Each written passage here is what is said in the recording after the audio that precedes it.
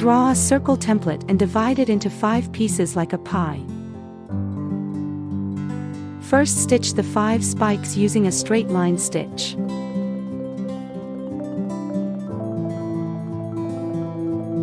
Woven rose stitch is made up of 2 parts, the spokes and the weaving around them.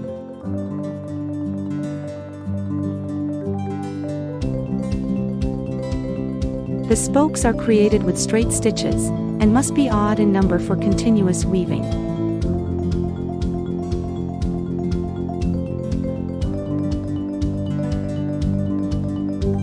Bring your needle up near the center. It doesn't matter which section you start in. Then just start weaving over and under each of those 5.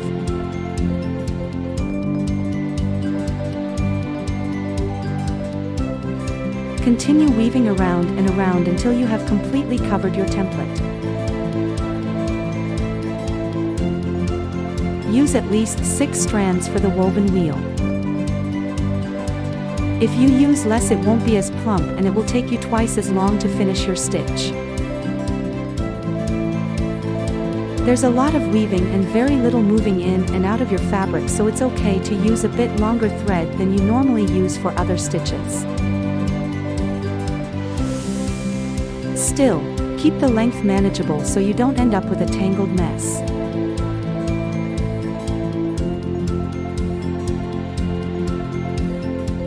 Weaving proceeds in a spiral from center to out, needle and thread going over, under, around and around to the outside.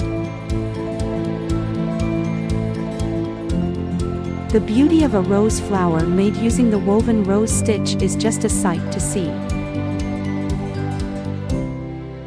This stitch has become popular with hoop art artists because of its simplicity and elegance.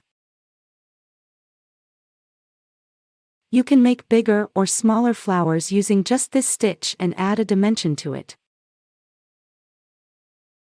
It is woven more than it is stitched, and it is one of the easiest ways to add some plumpness to your embroidery project.